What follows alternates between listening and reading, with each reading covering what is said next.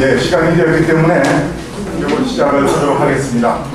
오늘 이영희 의원님의 그 명성 그대로 우리 자리가 꽉 찼습니다. 네. 지금 시간 저녁 4시가 조금 지났는데 시작을 하도록 하겠습니다. 먼저 간단한 국민의례를 하도록 하겠습니다. 단상의 국기를 향해 서주시기 바랍니다. 네, 대한민국의 호국과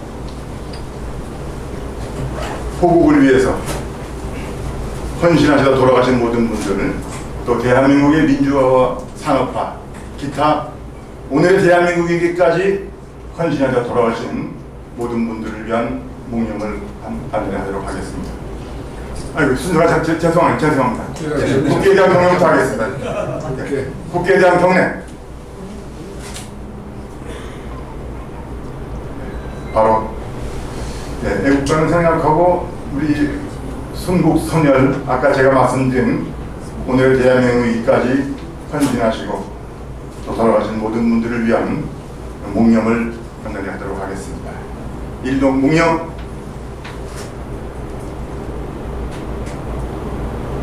바로 같이 앉아주시기 바라겠습니다. 네, 날이 덥다 보니까 제가 좀 손도가 좀 이상하게 됐습니다. 양해해 주시기 바라겠습니다. 오늘 우리 이영희 대표님 강의를 많은 분들이 오셨는데, 그래도 행사가 행사인 만큼 간단히 오늘 이 자리를 빛내주시길 참석하신 네 분을 좀 소개를 해 올리도록 하겠습니다. 먼저 정대철 우리 선정의 회장님께서 직접 참여해 주십니다. 우리 저희 단체 모임 이름이 자유헌정 포럼입니다. 대한민국의 자유민주주의 질서를 수호하고 발전시키기 위한 그런 주제 모임입니다만, 우리 모임이 이끌고 계시는 이원창 상임대표님,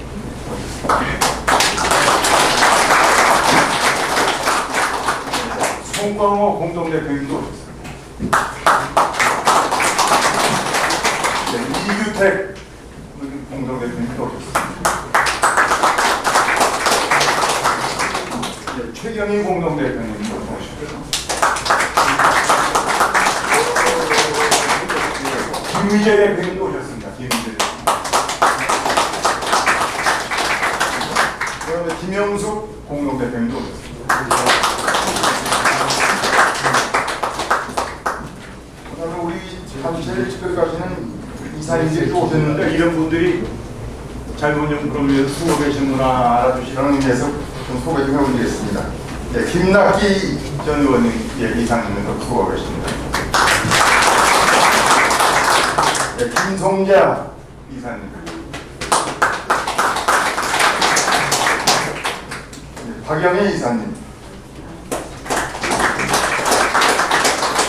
네, 박창호 이사님, 네, 이승구 이사님 대변인 맡고 계십니다. 네, 김유정 이사님,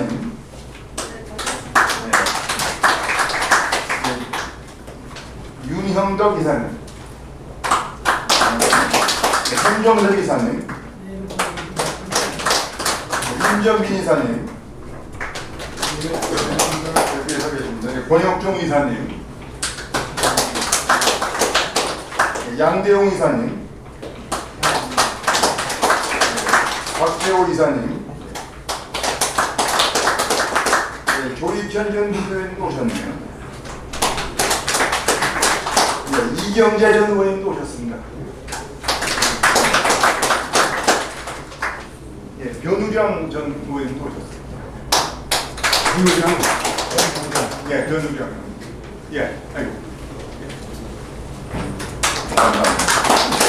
신중대 전 안양시장님께서 오셨는데, 예, 감사드립니다. 그리고 송종환 전 파키스탄 대사님께서 오셨습니다. 예, 장경남 전 한국 원양어업 협회장님도 오셨습니다.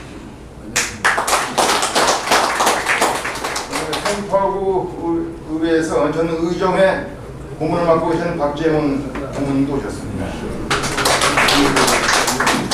송파구의회 이하식 도지건설 변형이 노렸습니다. 그다음에 신찬호 우리 국민의힘 중앙위원회 고문이 노렸습니다. 예, 김원태 서울시의회 행안위원장이 노렸습니다. 그다음에 이세창 동서화학위원장이 노렸습니다.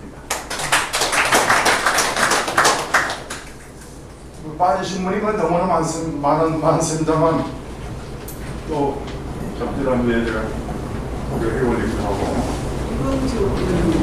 이공기 의원님 제가 소개 안 했는데 아니 죄송합니다. 예, 이공기 의원님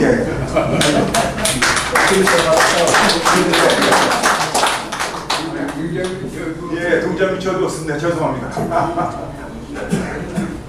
저희 포럼에도 이사님이기도 하십니다. 그러면 우리 이원창 상임대표님, 죄송합니다. 이 시간이 오늘 딸이 더워서 좀 더위를 먹은 것 같습니다.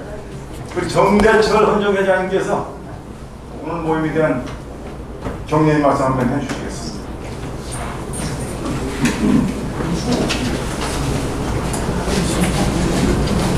안녕하세요. 반갑습니다. 극한 대결에 양분된 한국 사회를 어떻게 극복하실 것인가. 이게 오늘 텍스트를 보니까 건국기원에 대해서 주로 말씀하시는 것 같아서 나는 건국기원을 떠나서 한국 현실 정치가 아주 극한적으로 대결 상태를 이루고 있어. 혹자는 전쟁 상태에 반복해야 한다. 그래서 정치 실종 상실 상태. 그래서 상생 협치 통합의 정책은 거의 거리가 없는데 제가 최근에 책을 보니까 어떤 대한민국 정치가 왜 이렇게 됐냐 네 가지 이유로 됐어. 첫째 이유는 민주주의에 대한 기본 소양이 한국 정치인들한테 부족하다. 어떤 소양? 서로 다르다는 것을 기본으로 한 다양한 사회에서 그거에 대한 영어로 여기에서 서로 다르다.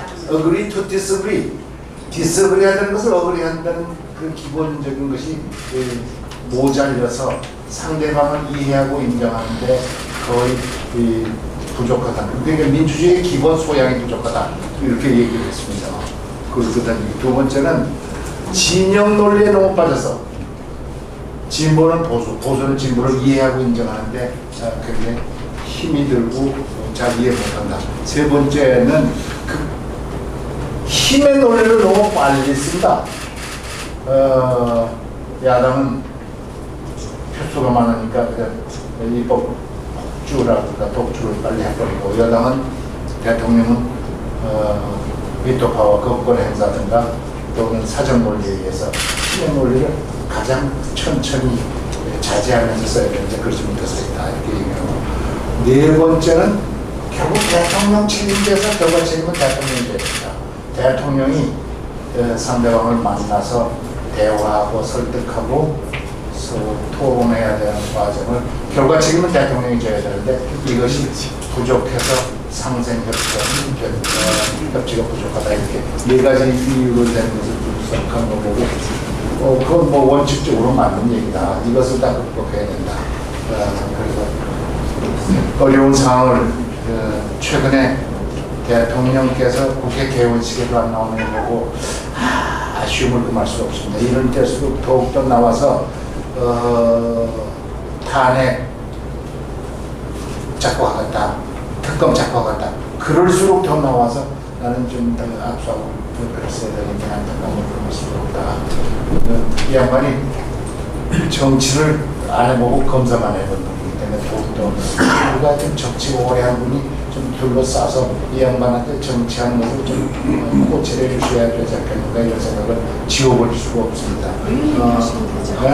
내가 하라고요? 현재 알겠습니다. 그렇게 해보도록 하겠습니다. 오늘 제가 평상시 친형처럼 좋아하는 이영일 형께서 발표하신다니까 참 재미난 분이거든요. 각각 다시가고 다방면에 논리가 정형하신 분이라서 이영일 형이 발표하신다고 하니까 기분 좋고 들을 만하다는 말씀을 드리면서 제 격려자분이라든가 격려의 말씀을 그치고 감사합니다. 네, 지금은 말씀해 주신 정대철 회장님께 거듭 감사의 말씀을 드립니다. 예, 우리 이원창 상임대표님께서 오늘 참석하신 모든 분들에 대한 인사 말씀이 계시겠습니다. 이 타이거 우드도 골프 관계인데 오비를 했군요. 근데 대한민국 국회에서 가장 사회를 잘 본다는 우리 심기철 의원이 계속해서 오비를 몇 번 했습니다. 같이 사시다 생각하시는 게 찜통 도의가 드디어 떠나는 것 같습니다. 열대야도 멈추고요. 절기 앞에는 어쩔 수 없습니다. 근데 계절은 바뀌는데 한국 정치는 바뀌지 못하고 있습니다. 그래서 오늘 평소 우리가 존경하고 국회의원들, 많은 국회의원들이 존경하고 좋아하는 우리 이영일 의원님을 모시고 어떻게 이것을 극복할 수 있느냐, 방안은 무엇인가 한번 듣는 순서를 갖도록 했습니다. 지금 김혜실 의원도 와 계시네요. 이거 많이 빠뜨렸습니다. 이규 의원도 했나요? 이규 의원도 일어서 주세요. 네, 지난번 민주당 170명 현역 의원들을 형사 고발한 장군이기도 합니다. 검사를 왜 탄핵하느냐? 아무 이유가 없지. 네, 사실은 저도 이 자리에서 차차 봅니다. 계절은 바뀌는데 한국 정치는 이양이 보이고 드디어 마침내 대통령이 국회 개원식에 불참하는 희대의 사건도 벌어지고 있습니다. 이거 어떻게 하자는 것입니까? 한번 곱씹어 보겠습니다. 다시 한번. 큰 죄를 졌고 재판의 계리주의죠. 또 한 사람은 실형을 받았습니다. 1심에서 항소심에서 처분됐습니다. 그런데도 판사는 법정 구속을 시키지 않았습니다. 그리고 국회의원이 출범을 했습니다. 그 지역 주민들이 뽑아줘서 국회의원이 됐습니다. 그리고 제1당, 제3당의 대표가 됐습니다. 이거 나라가 이거 제대로 되는 것입니까? 그리고 그들이 나와서 하는 것은 맨 탄핵이고 특검 요구입니다. 대통령에 대해서 이름을 또 살인자 운운하는 이러한 사태를 우리가 어떻게 받아들이고 우리는 어떤 자세로 그들을 대해야 되겠느냐.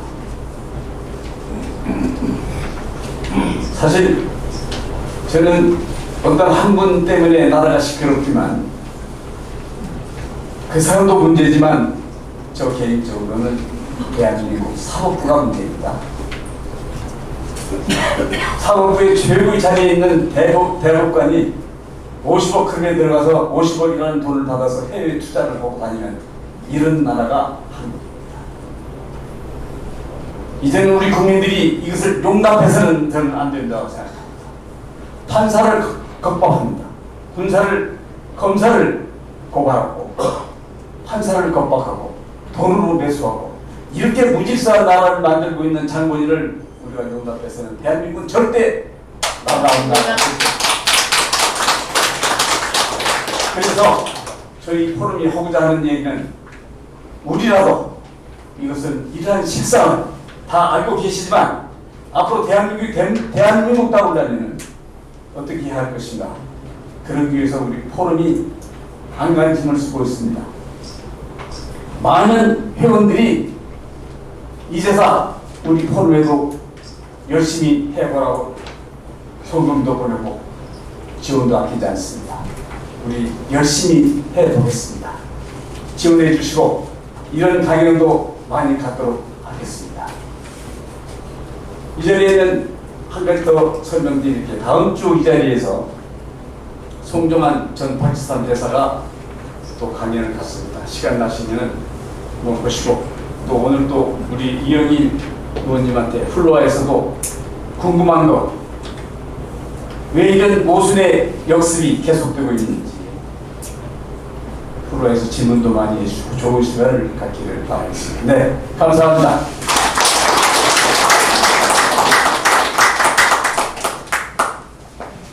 예, 이영일 의원님 모시겠습니다만 제가 좀 소개드린다는 게 외람됩니다. 여러분들이 너무 잘 아실 것이고요. 저는 그렇게 생각했습니다. 이영일 의원님은 대한민국의 근현대사를 가장 치열하게 고민하시고 연구하시는 분이시다. 저는 그렇게 평가를 드리고 싶습니다. 최근에 건국사 제2식이라는 책을 내셨는데 저도 읽어봤습니다만 출판기념회를 갔었고요. 굉장히 참 치열하게 고민하시면서 또 연구하시면서 쓴 책이었다. 이렇게 저는 느꼈습니다. 지금 대한민국이 엄청난 분열 현상을 겪고 있으나 역사를 넣고 이념을 넣고 분열하는 속에서 어떻게 해답을 찾아나갈 것인가. 우리 이영일 의원님 모시고서 귀한 강연을 듣도록 하겠습니다. 큰 박수로 맞아주십시오.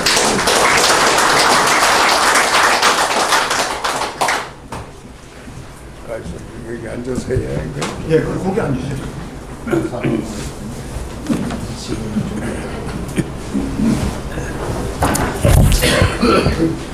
방금 소개받은 이영일입니다. 근래 나이 탓인지 옛날에는 상당히 금속성 소리가 났는데 지금은 쉰 소리가 나와서 듣는 분들한테 기쁘게 말씀을 드릴 수 없는 것이 유감입니다. 오늘이 마치 8월 하순 늦더위가 기승을 부리는데도 불구하고 우리 자유헌정 포럼이 마련한 이 세미나에 이렇게 많은 분들 만장의 성황을 이루는 기회를 갖게 된 것을 진심으로 기쁘게 생각합니다.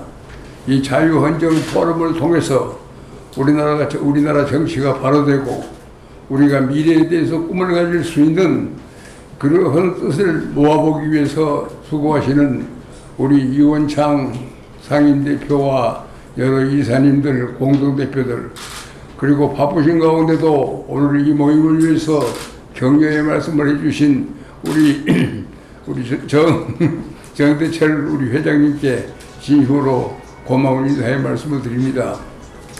방금 우리 격려의 말씀에서나 우리 이원창 상임대표의 말씀에서도 언급이 되었습니다만은 지금 우리나라가 굉장히 어렵습니다. 제가 여러 군데 세미나를 다녀오고 많은 사람들과 대화를 해보는데 어떤 사람은 극단적인 견해도 말합니다. 앞으로 25년 후면은 대한민국 건국 100년인데 과연 대한민국이 건국 25년을 다 채울 수 있을지 그 자체가 의심스럽다. 그런 비관론을 내세우는 분도 있습니다. 나는 그분들의 의견에 일부 동의하면서도 또 그렇지 않은 면도 있다고 봅니다. 왜 그런 거 하니 만일에 대한민국의 구성이 정치만으로 되어 있다면 굉장히 비관적입니다. 그러나 대한민국은 정치도 있고 경제도 있고 문화도 있고 예술도 있고 무역도 있고 금융도 있습니다. 다른 분야는 정치와 좀 다르기 때문에 이건희 과거의 상임대표가 얘기한 것처럼 다른 분야는 인류인데 정치가 3륜이기 때문에 근데 정치하기 때문에 근데 정치에만 잘못되어 갖고 대한민국이 망하지는 않을 것 아니냐. 그래서 일륜 안심도 해봅니다만은 왜 그러면 그런 극단적인 비관론이 나오느냐. 제가 볼 때는 우리들이 지금까지 살아왔던 아슬아슬한 경험들 때문에 그럴 것 같아요.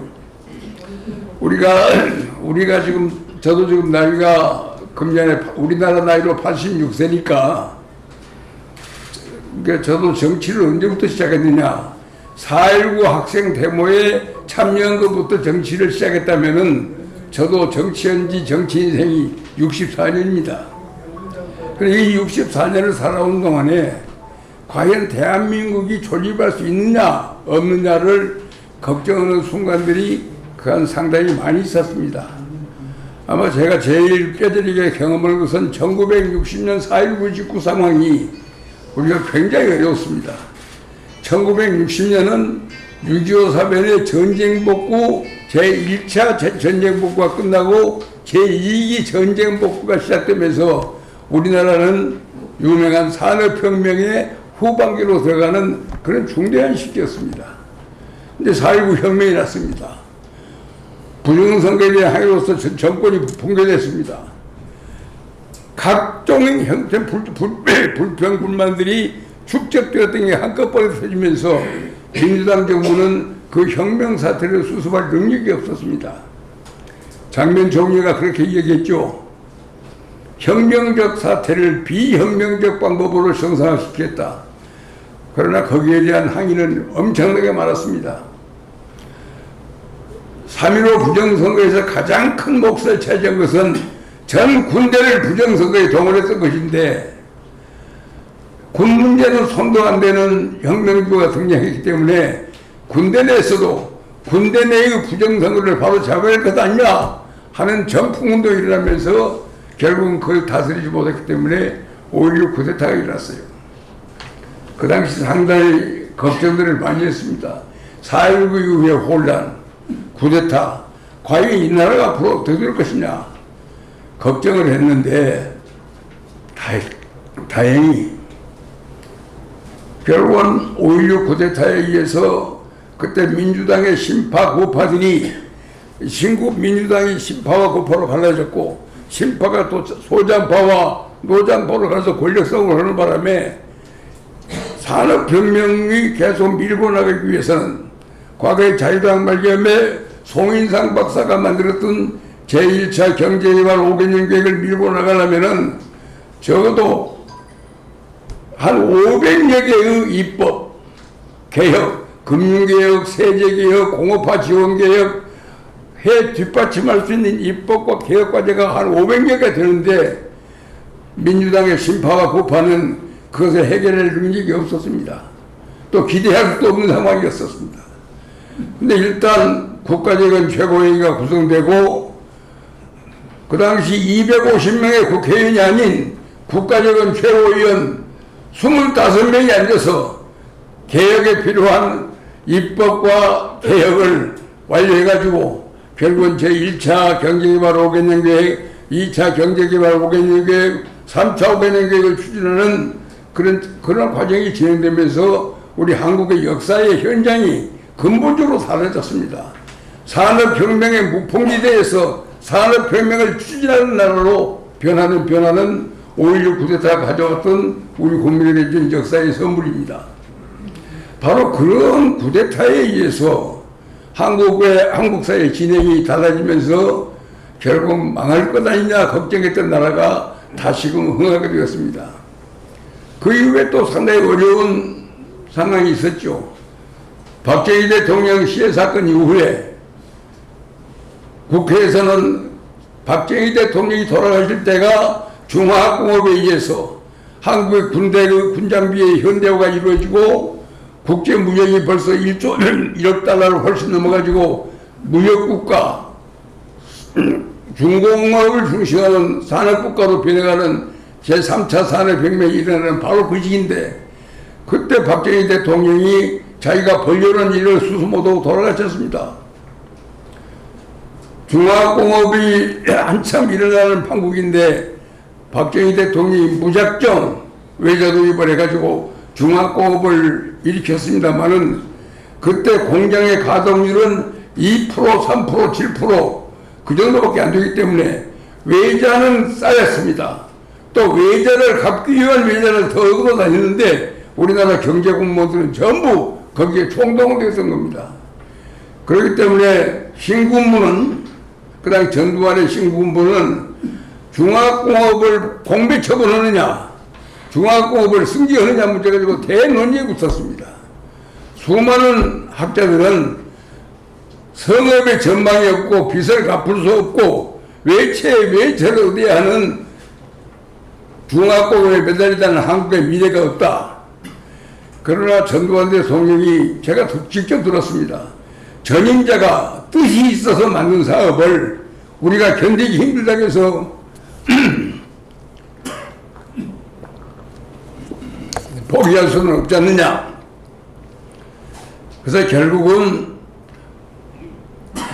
외자가 460억 불이었는데 490억 불까지 외자가 늘어나면은 중화공업을 공배 처분하고 그렇게 결심을 했는데 460억 불이 외채가 넘어가면서 하늘이 도와가지고 3조 호황이 받습니다.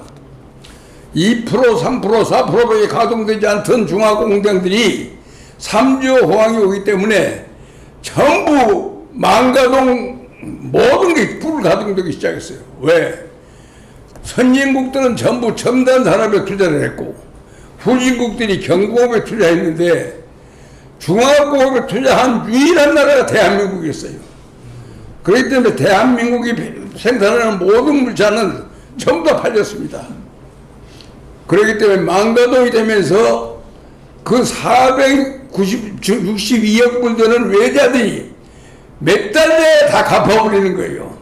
그렇기 때문에 악성 외자는 빨리 갚고 조금 조건이 좋은 외자는 저제값자 해가면서 즐기면서 외채를 극복했던 것이 전두환 시대였고, 그때 전두환 대통령이 재밌는 에피소드 하나 있습니다. 박정희 대통령이 돌아가시기 한 15일 전에 대한체육회 업무보고를 받는 자리에서 88 올림픽을 유치하는 게 좋다더라. 그래, 올림픽을 유치하라. 지시를 했는데 지시한 양반이 열흘 후에 돌아가셨기 때문에 대한체육회를 잊어먹었다가 전두환 대통령한테 보고를 했습니다. 과거에 이러이러한 지시사항이 있었는데 지금은 우리가 폐기했으나 그게 무슨 소리냐? 우리 한번 해보자. 그때 경제기획원 장관 남도구 장관이 우리 경제력으로 어떻게 올림픽을 유치하느냐? 가장 강력한 반대론을 남도구 장관이 했어요.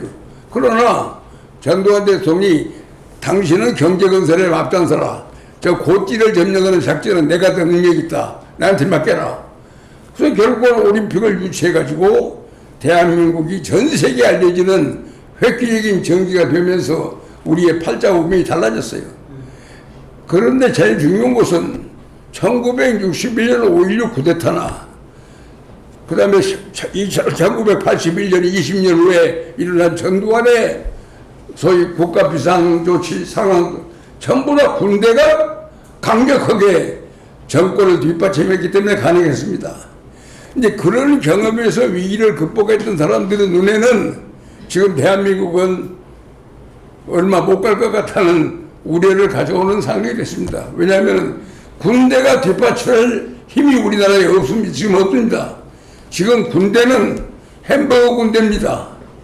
신세대 군대입니다. 핸드폰 가지고 있는 군대입니다. 그렇기 때문에 옛날처럼 사령관의 명령 하나에 사단장의 명령 하나에 움직이고 가동되는 그런 군대는 없어졌어요. 이제는 군대가 조직적으로 정권을 뒷받침할 것을 기대하는 전망이 없어졌기 때문에 과거에 그러한 위기 극복 성공 실화에 익숙한 사람들은 대한민국의 상대를 굉장히 걱정하는 그런 소리가 나옵니다. 얼마 전에 과거에 과학기술부 장관을 했던 김기정 씨가 자기가 본 근대사 100년이라고 하는 책을 출판했는데 그 출판 기념회 석상에서 과연 대한민국이 앞으로 25년 동안 버텨서 건국 100년이라는 역사를 승리로 맞이할 수 있을까?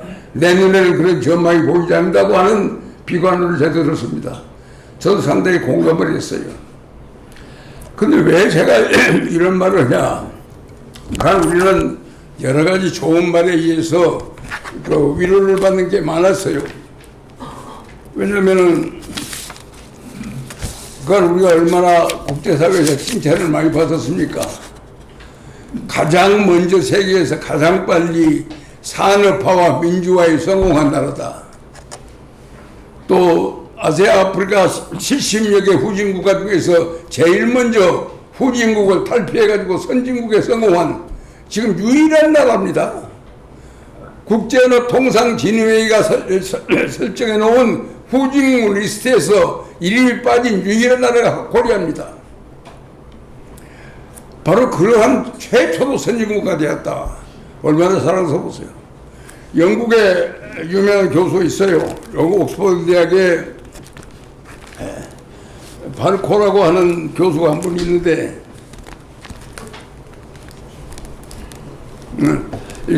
라몬 파체코 파르도라는 사람이 재작년에 2020년에 책을 썼는데 제가 너무나 제목이 마음에 들어서 책을 샀습니다. From shrimp to whale. 새우에서 고래를 했다는 거예요. 한국이 원래 새우인데 이제 고래가 되었다. 그러면 이제 고래 싸움에 새우등 치는 일은 멸리학거든입니까? 근데 이제 우리 전에 외무장관 이랬던 윤영관 교수는 고래라기보다는 지금 돌고래 정도 된 거 아니냐 그래요. 그럼 고래하고 돌고래의 차이는 뭐냐? 돌고래는 모든 적은 생선들은 다 잡아먹는데 고래한테만 안 잡혀먹는다는 거예요. 머리가 좋아서. 그래서 고래와는 붙어도 피하고 나머지 생선은 지배한다. 그렇기 때문에 지금 돌고래 정도지 고래까지는 못 간 거 아니냐. 그러나 어떻든 전 세계라고 하는 관중석에서 보는 대한민국은 선진화되었고 민주화되었고 또 아까 제가 말씀드렸습니다마는 박정희 대통령이 무리에 카터 대통령과 싸우고 미국 없어도 좋다. 우리가 자주국방하겠다. 중화국을 만들겠다. 외자 도입한다. 그런 억지로 보냈던 박정희 대통령이 그 사업을 전두환이가 승계해서 중화국에 선거하는 바람에 그게 오늘날 우리의 새로운 먹거리가 될 줄 누가 알았습니까? 지금 방위사업이라는 게 뭡니까? 지금 저 풍산금속이나 우리 저 한국화약, 현대건설 전부 표준관계를 오고 있어요. 전 세계로부터 올라오는 무기 수출 빨리 만들 수 있는 나라는 우리나라밖에 없고 성능 좋은 물건 말고 우리나라밖에 없기 때문에 굉장한 지금 이게 우리의 먹거리가 될 줄은 아무도 몰랐습니다. 그렇기 때문에 우리는 굉장히 비관하면서도 정치만 바로 잡으면 다른 모든 분야를 살 것이다. 근데 우리나라 정치에서 가장 큰 약점이 뭡니까? 나는 과거에 어떻게 하다 보니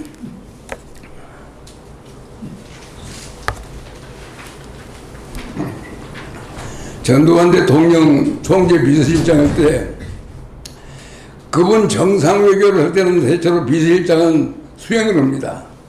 그러면 구라파 4개국을 순방하면 영국의 다우닝 10th 스트리트 영국 소위 수상 관제에서 저녁에 파티를 하면은 꼭 건배사가 재밌어요. For the Queen, for the President.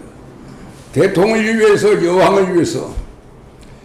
처음에 그게 무슨 뜻인가 몰랐어요. 영국에서는 여당과 야당이 있지만은 야당을 로얄 오포지션이라고 합니다. 뭐냐면 우리 체제 속의 야당이라고요. 이게 영국의 발전을 위해서 기여하는 여당, 영국의 발전을 위해서 기여하는 야당. 그래서 이 야당이라는 단어를 영어로 로얄 오포지션이라고 합니다. 프랑스에도 마찬가지. 프랑스도 지금 마크롱이 이끌고 있는 중도연합도 프랑스를 위해서 지금 미 합중국에서 싸우고 있는 공화당과 민주당도 포드 아메리카 미국과 합중국을 위해서입니다. 그러니까 미국 대통령 연두교서 연설을 가만히 들어보세요. 오바마 연설이건 바이든 연설이건 다 들어보면 꼭 유니언 스피치 가운데 한마디씩 나와요. 유니언 is strong. 지금 미 합중국은 튼튼하다. 그 말만 하면 여야 없이 지금 박수를 칩니다. 왜냐하면 야당도 로얄 오포지션이기 때문에. 이게 유니언 is strong. 이게 여러분도 방송 들어보세요. 유니언 is strong이라는 말 나올 때 박수 안 나올 게 없어요. 왜냐하면 여야가 전부 미 합중국을 위해서 존재하는 거예요. 근데 불행히 한국 정치에 오늘은 로얄 오포지션이 없습니다. 대한민국을 위해서 있는 게 야당이 아니라 야당을 위해서 대한민국이 존재하는 거예요. 거꾸로 되어 있죠. 더욱이 게 대한민국의 야당이 아니라 이재명의 야당 아니요. 이래야 그러니까 여야 간에 협치가 될 수 있는 베이스가 없습니다. 서로 대한민국을 위한 여당, 대한민국을 야당이 경쟁할 때 협치가 가능합니다. 야당은 대한민국 정부와 의논을 하지 않고 대한민국 생각과 아무런 관계없이 순적 다수로 마음대로 법을 만듭니다. 더욱이 재밌는 법을 한번 들어. 최근에 지금 몇 가지 법이 있어요. 지금 5.18 왜곡 처벌에 관한 법. 5.18에 대해서 비판만 하면 처벌한다는 거예요. 그런 법이 5.18이 만약에 민주혁명이라면은 민주주의를 억압하는 법이 5.18 왜곡 처벌법이 되는 말이 됩니까? 근데 그 법을 제정할 때 국민의힘이 동의해 줬어요. 더욱이 5.18 민주적 처벌법 해방된 지 46년 후에 제정된 반민족 행위자 처벌에 관한 진상조사에 관한 법률 그걸 누가 만들었어요? 여야가 다 합의해서 처리했습니다. 심지어는 가장 마지막에 나온 최근 법 2002년에 통과된 법이 뭔 줄 아세요? 통합 후에 명예회복에 관한 법이 통과되었습니다. 4.3 지원법이 통과됐어요.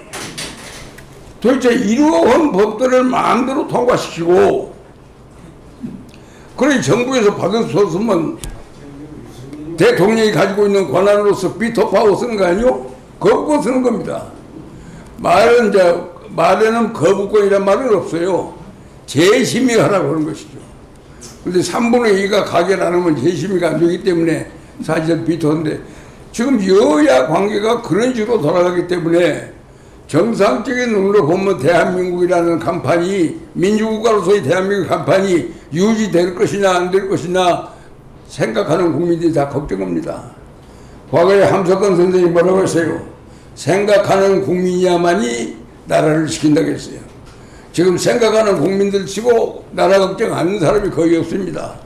아마 생각하는 나라 걱정을 요새 생각하는 국민들이 가장 많이 모인 우리 전직 의원들 집단 가운데 우리 자유헌정 포럼이 거기 많을 수가 없어요.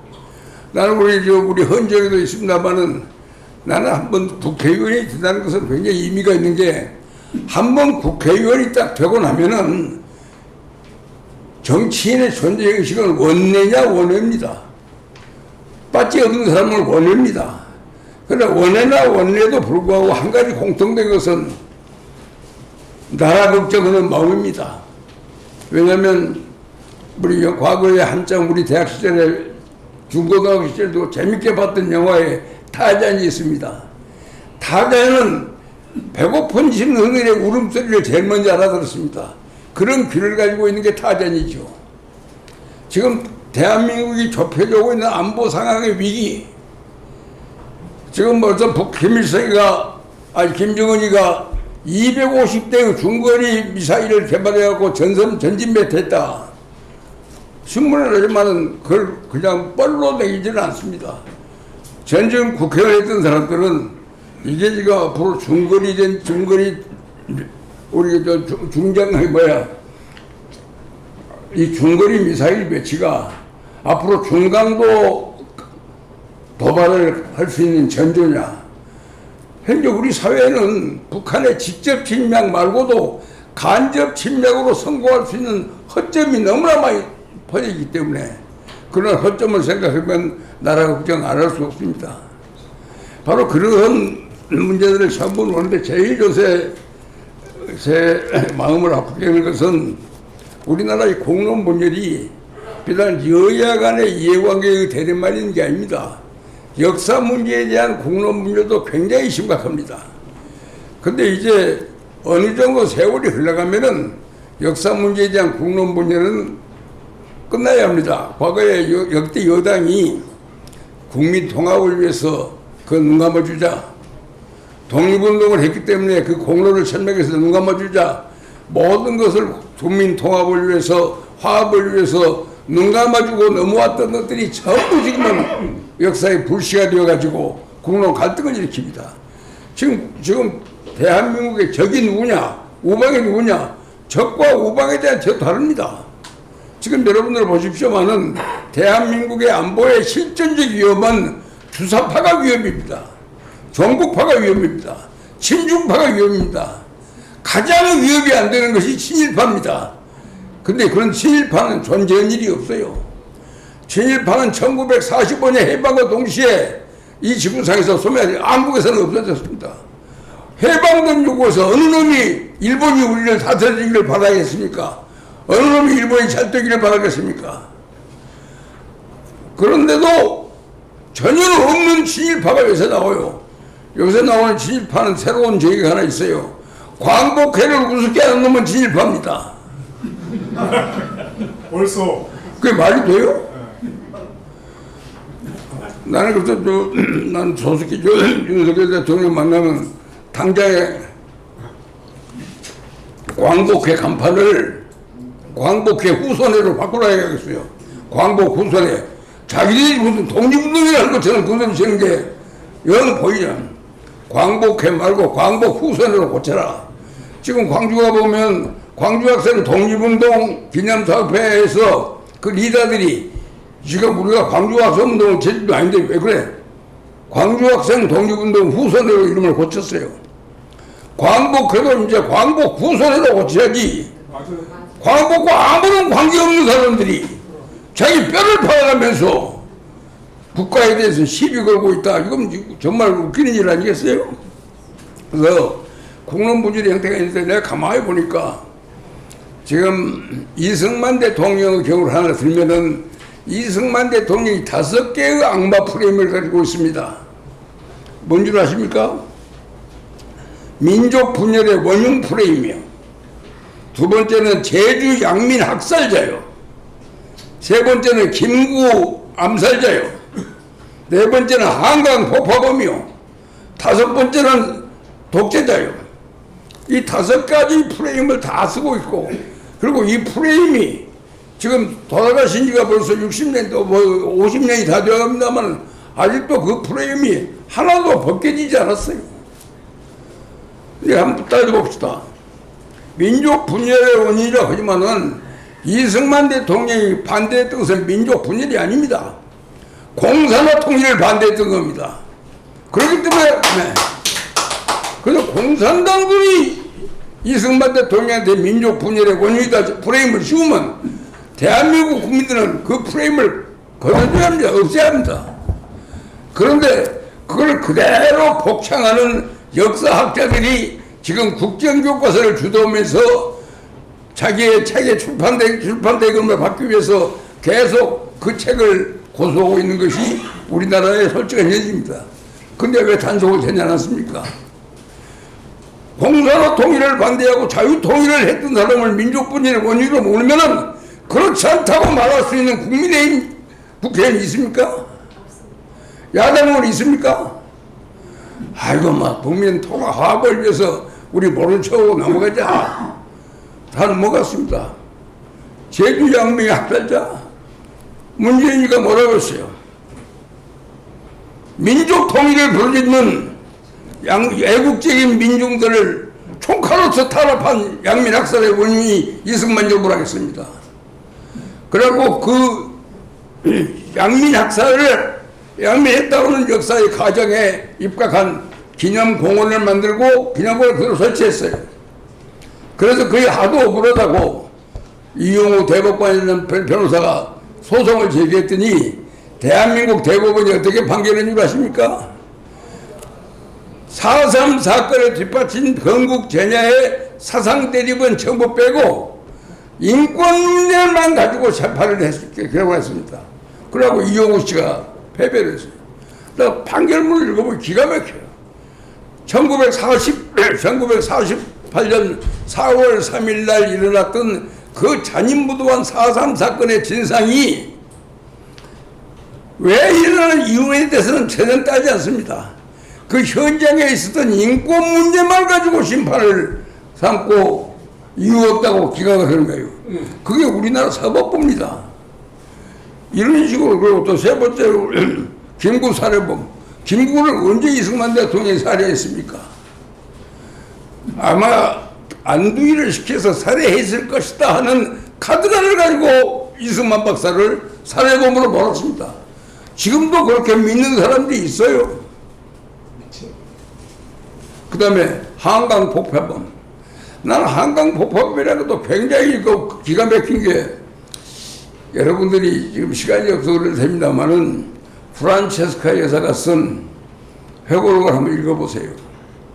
6.25 사변이 터지니까 이승만 박사가 남침 결과를 보고받은 것이 6월 25일 날 10시에 보고를 받고 집으로 들어오더니 가장 빨리 26일 날 국회를 소집하고 10시에 국무회의 소집하고 오후 2시에 국무회의 떠서 보고 그 다음날 국회 소집해서 전부 다 보고하고 국회 소집 보고 온 후에 들어와서 권총을 빼더니 자기 부인에게 이승만 대통령이 그런 말을 했어요. 내가 항복을 해버리면 사람 숫자가 굉장히 적게 희생자가 나오고 내가 싸우면은 굉장히 많은 희생자가 생기는데 내가 혼자 희생돼서 대한민국을 포기하는 것이 이익이냐. 일단 그 당시는 샌프란시스코 강화회의가 강화조약이 태평양 전쟁을 종결시키는 샌프란시스코 강화조약이 1951년에 열립니다. 근데 그때 1950년 6월 달에는 38선까지가 전부 메가더 사령부의 관할하에 있는 겁니다. 그때까지도 메가더가 사령관이에요. 그러면 메가더한테 물어서 한국을 도울 것이냐 말 것이냐를 확실히 따지자. 그래서 메가더에게 전화를 했더니 새벽 3시 자고 있는 사람을 깨가지고 자고 있는 사람이 각하가 저 사령관이 지금 주무시고 계십니까? 나중에 전화를 했는데 지금 빨리 전화 안 받으면 500명 주한미군 전부 죽여버리겠다고 협박을 하니까 급해가지고 전화를 바꿔줬다는 거 아니에요. 그래서 메가더한테 너 지금 이렇게 침략받았는데 내가 그렇게 가지 말라고 했는데 네가 1949년에 전부 철군해가지고 우리가 지금 죽을 지경 아니냐. 그러니 뭐 원조를 할래 말래 그랬더니 가장 빠른 시일 내에 원조를 해준다. 그러니 좀 버텨라. 이 버틸라는 약속을 받고 그 다음에 이제 장면 씨가 그 당시 주미대사요. 주미 장면에 대해서 트루만을 만나가지고 바로 보고해라.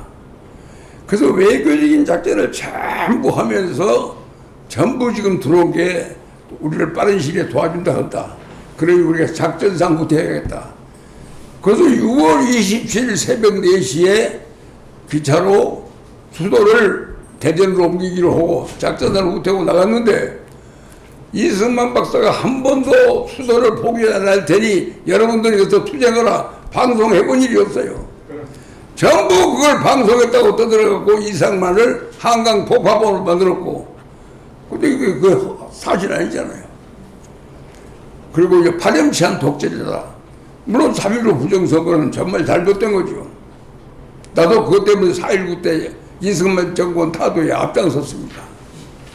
그런데 내가 이제 나이가 먹고 한 50절 벌써 제가 4.19 50주년에 이승만 대통령의 공과 관을 논하자 해갖고 4.19 세대들이 주도적으로 한번 이승만을 평가해보자.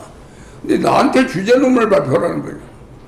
그래서 내가 국회 도서관에 이승만을 글을 쓰라 했더니 원고 한 페이지를 쓸만한 지식과 정보가 없어요. 이승만이 나쁜 사람이라고 말지 이승만을 연구해본 일이 없잖아요. 그래서 국회 도서관에서 3개월간 그 원고 준비를 위해서 이승만을 연구하다 보니 내가 완전히 이거 이승만을 정말 몰랐구나. 나 진짜 이승만에 대해서 몰랐다는 것을 고백하면서 제가 주제를 쓰다 보니 과와 공과를 쓴데 공은 많은데 과를 뭘로 과를 내세울지가 애매해졌어요. 왜? 부산 정치 파동을 안 일으켰더라면은 한국은 휴전협정을 미국이 원하는 대로 되어버립니다. 그러니까 휴전협정을 막기 위해서 부산 정치 파동을 일으켰고 직선제로 대통령이 돼야 미국에 대한 파동권이 있기 때문에 그래서 적어도 휴전협정을 미국이 원하는 조건이 아닌 우리가 원하는 조건을 만들기 위한 그 과정에 부산 정치 파동이 포함되어 있다면 이게 매국입니까? 난 그래서 이승만 박사는 그래서 그 역사적으로 이제 참 다시금 재검토를 해보니까 이승만 박사를 보는 우리 시각이 틀렸더라. 정치파동은 잘못됐네. 그래서 아니 들어봐. 그래가지고 내가 그걸 다 복귀하고 난 뒤에 나중에 보니까 이승만 대통령이 하야를 했는데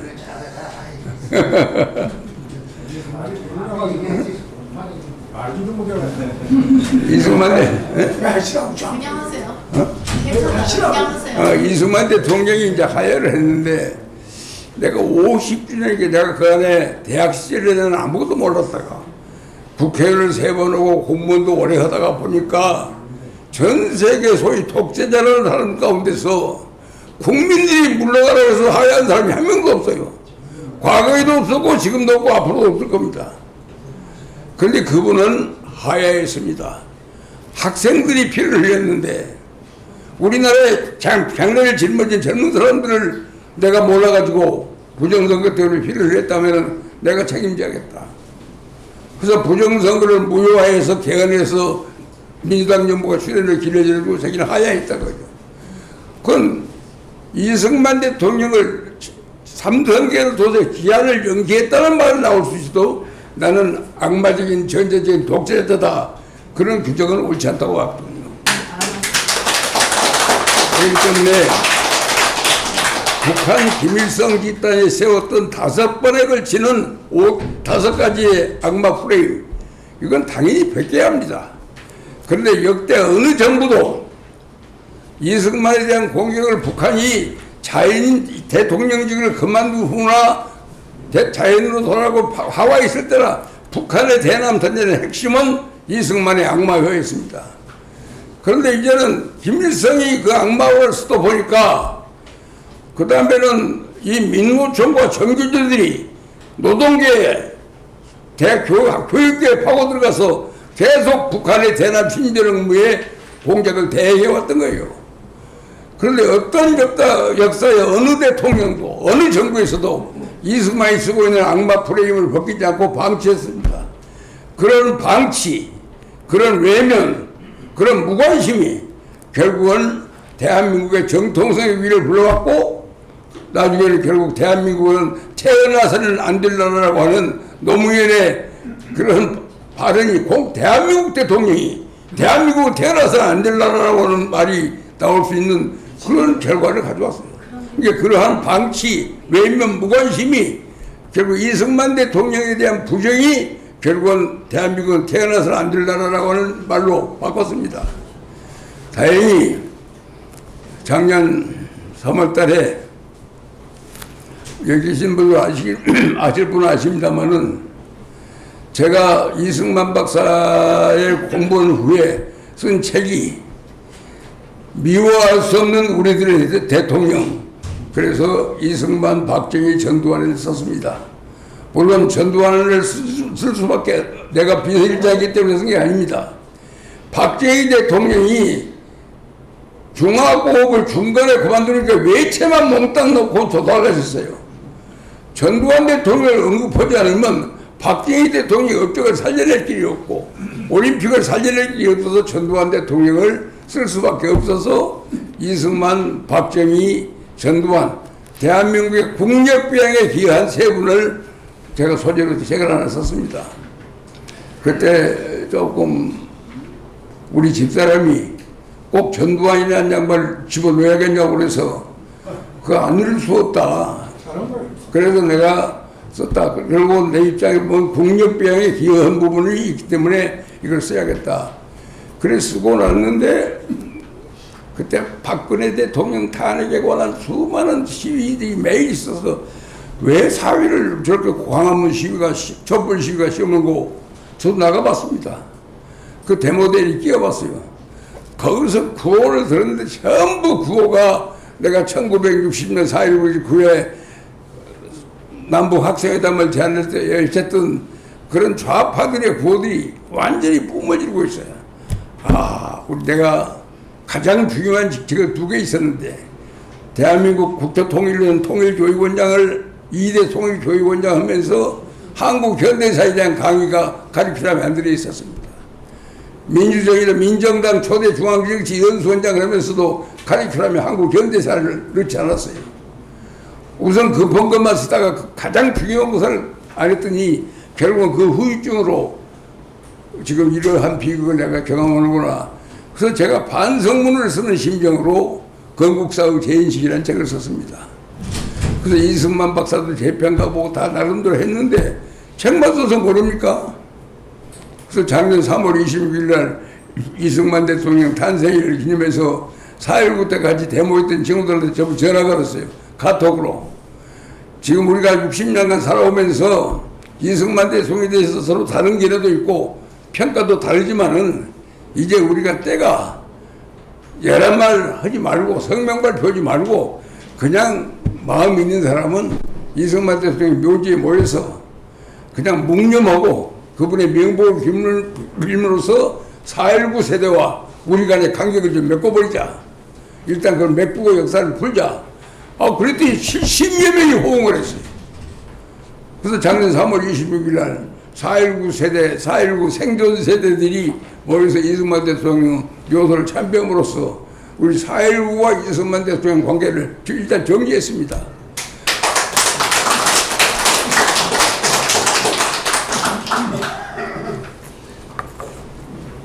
그랬더니 곧이어서 우리 존경하는 윤석열 대통령이 유명한 제안을 했어요. 이승만 대통령의 공과 과를 제대로 갈라라. 공은 공대로, 과는 과대로 평가하되 보훈처 장관이 독립유공자 예우에 관한 법률로 의하면은 그것이 국비로 전부 이승만 대통령 기념관을 만들 수 있으니 그걸로 하겠다고 하는 보훈처 장관의 그 건의가 들어오니까 대통령이 하는 말이 국비로 이승만 대통령 기념관을 하려고 보훈처 예산에 인정하면 지금 대한민국 국회에 제도 통과되겠느냐.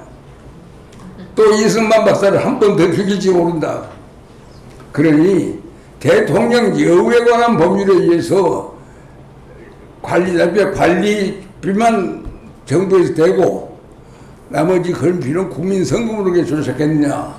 그래서 국민성금으로 기념관을 지어서 공은 공대로 관은 과대로 명확하게 제시해가지고 우리 후대에 귀감으로 삼자. 이런 대한민국 역사상 처음으로 우리 대통령이 그런 제안을 했어요. 나는 거기에 굉장히 고무됐습니다. 그래서 지금 저는 지금 이승만 대통령 기념관 건립 추진위원회에 있는데 가장 제가 바라는 것은 적어도 국민의 뜻을 모아서 이승만 대통령 기념관이 건립을 하면은 적어도 한 100만 정도가 모금에 참여해 줘야 하는데 이제 겨우 8만 명입니다. 그래서 나는 한 사람이 얼마 많이 내는 더 중요하지만은 참가가 더 중요합니다. 그래서 이 숫자가 늘어나서 이번에 보니까 지금 굉장히 용산에 좋은 땅이 있어서 이제 장소를 이제 정했기 때문에 이제 모금에 박차를 합니다.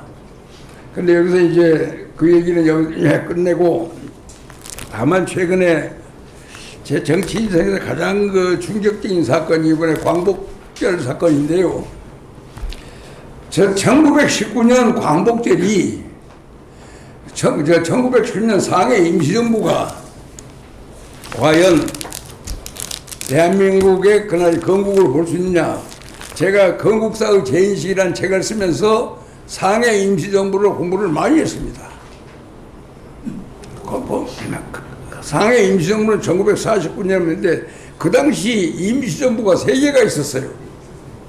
하나는 연해주에 손병희 선생을 의장으로 하는 대한국민회의장이 있었고 또 하나는 상해에서 만들어진 가대한민국, 그러니까 아직 가짜다고 말이죠. 이제 임시로 만들어서 가대한민국 정부라는 게 하나 있었어요.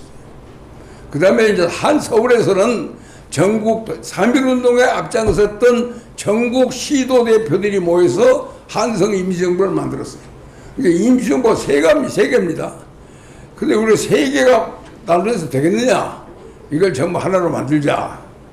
그래서 협상하는 결과 전국 14개 도대표가 구성한 한성정부를 중심으로 하고 나머지가 거기 합치자. 그런 합의에 따라서 1919년 9월 12일 날 상해에 대한민국 임시정부를 만들었는데 임시정부 만들기 위해서 굉장한 투쟁이 있었어요. 그때 알다시피 상해 임시정부 구성하는 사람들은 다 정해졌잖아요. 첫째, 대한민국 대한제국이 일본의 식민지가 되는 것을 막는 데 실패한 망국 관료배들이 모였습니다. 또 나라를 지키지 못하는 망국 지식인들이 모였어요. 그러니까 나라를 망치는 걸 막지 못한 관료와 지식인들이 모이는 것이 상해 임시정부요. 그렇기 때문에 두 번째, 그러니까 벼슬을 했거나 학식이 있던 사람들이 중심되는 바람에 김구 선생은 거기 낄 자격이 없어요. 벼슬도 없고 학식도 없습니다. 그 양반은 동학 척주한 것이 최고 지식이니까. 그래서 임시정부를 구성할 때 김구는 요새 말하는 경비입니다. 임시정부에 경비로 들어왔어요. 그러니까 임시정부 나중에 노인들이 다 돌아가시고 나서 1940년대 되니까 갑자기 임시정부의 헌법을 5번 바꿉니다. 대통령제, 국무령제, 내각제, 주석제로 또 정부 형태도 5번 바꿔줘요. 그래서 안정되게 된 게 거의 없는데 이제 법리로는 그걸 보면 그래요. 한 나라가 합병돼서 망한다.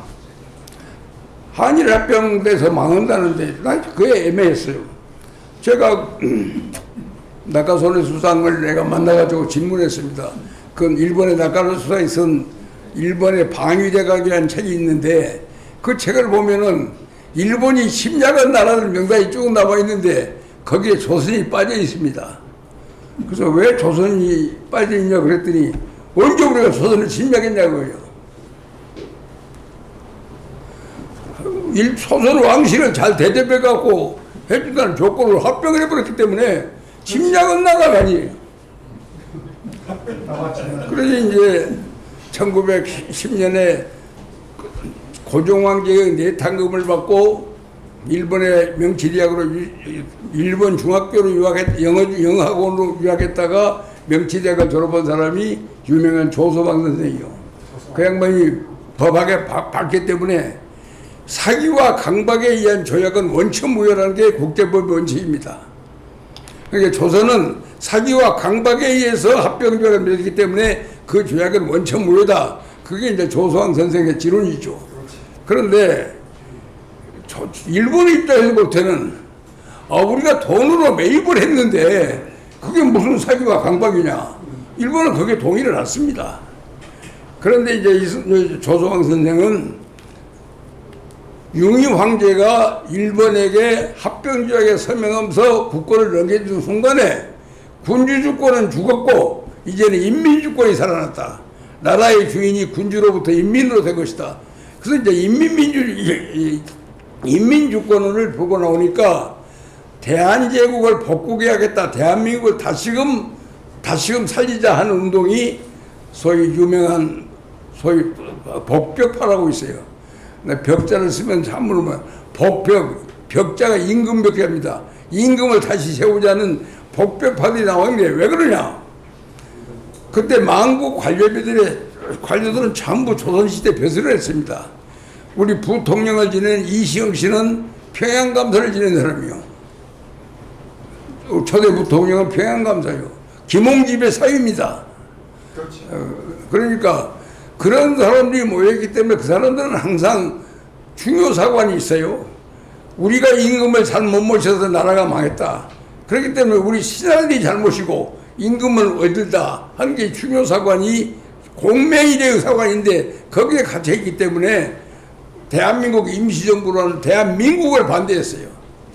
그러니까 이제 대한민국이라는 인민주권을 주장한 것은 이승만, 조소왕 등은 전부 신학문한 사람들을 주장하고 반대를 하죠. 그러니 도리 없이 결국은 타협이 어떻게 되냐면 그러면 황실을 우대한다. 그러니까 예를 들면 그때 이강공을 불러다가 임시정부를 만들지 않고 망명정부를 만들었으면 국제사회 승인을 잘 받습니다. 임시정부를 만들어 망명을 못했기 때문에 전부 신하들이 맺는 나라이기 때문에 정통성이 별로 없는 거예요. 가장 정통성이 있다면 양녕대군 16대손 이승만이가 제일 그래도 그 정치인과 가까운 거리 있다고 보죠. 그런데 이승만이는 조선을 경멸했기 때문에 거기는 관심도 없는데 그리고 이제 이승만 대통령이 임시정부를 승인하기 위해서 미국 국무성을 찾아가서 대한민국 임시정부를 승인해달라. 자기가 임시정부 대통령을 했고 명함지게 갖고 와서 그리고 또 구미위원부를 만들어서 애가 외교 책임을 지고 있으니 승인해달라 그러니까 미 국무성의 답변이 재밌습니다. 직접 보통 비밀 평등 선거에 의해서 수립된 정부만을 미국은 인정한다. 그런데 상해 임시정부가 국민들의 직접 평등 보통 비밀 선거에 의해서 이루어진 사람이 아니지 않냐. 너희들끼리 맺는 거 아니냐. 만약 너희를 승인했다가 여러분들이 귀국했을 때 당신들이 승인을 못 받는 날이면 미국은 외교적으로 실패하는 것이다. 그래서 우리는 원칙적으로 국민들이 선출되지 않은 정부를 승인한 일이 없다. 이승만이가 할 말이 없어요. 여러 번 했습니다. 그런데 이제 제가 전에 한중문화협회 총재를 했습니다만은 한중문화협회라는 걸 만들었어요. 독립운동단체들이 대한민국 임시정부를 도와줄 방법이 없어요. 그래서 소문 선생 아들 송과가 중한문화협회라는 걸 만들어요. 왜냐하면 국가가 없어졌으니까 인민 대 인민의 신선을 도모하자 그래서 중한문화협회를 만들었어요. 그것의 카운터파트가 한중문화협회인데 중한문화협회 회장이 누구냐면 소문 선생 아들 송과요. 송순가라고 그러죠. 송과가 장개석이한테 우리 임시정부를 인정해 주자 그랬더니 왜? 그런 단체 많지 않아? 대한민국 임시정부라는 간판을 단 단체도 하나 있고 조선의용군도 있고 한일의용 여러 개 단체가 많은데 어느 단체를 승인해야 하느냐? 그건 독립운동 단체로 받지 정부로 안 보는 거예요. 장개석이가 승인 안 해줘요. 그래서 결국은 중한문화협회에 예산이 옵니다. 중화민국에서 지원은 예산이 오면 그 돈을 송과가 받아다가 임시정부 외교부장 조소왕한테 줘가지고 중격에서 월급 받고 살았던 것이 우리 대한민국 임시정부의 역사입니다. 그런데 그러니까 결과적으로는 우리 한말에 대한제국이 미국을 더불어 수교를 합니다. 1882년에 미국과의 수교협정 이후에 독일, 프랑스, 영국 여러 나라가 수교를 해요. 근데 대한제국과 수교할 때는 어떤 국가도 상해 임시정부와 수교를 하지 않았습니다. 미국이 취한 입장과 똑같아요. 왜 전혀 수교를 안 했다. 그러면 임시정부는 어느 나라와도 조약을 체결한 일이 없습니다. 그러니까 이게 임시정부는 국제법상 법적인 존재가 아니라 그냥 독립운동 단체의 하나입니다.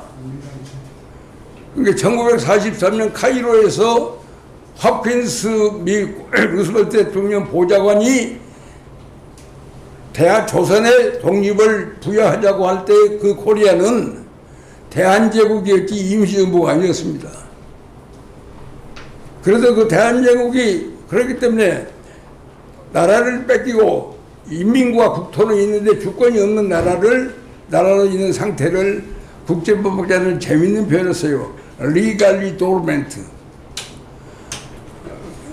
현재 주권 행사는 않지만 법적으로는 잠자고 있는 상태다. 근데 법적으로 legally dormant, 법적으로 잠자고 있는 상태를 회복시키는 잠을 누가 깨웠냐?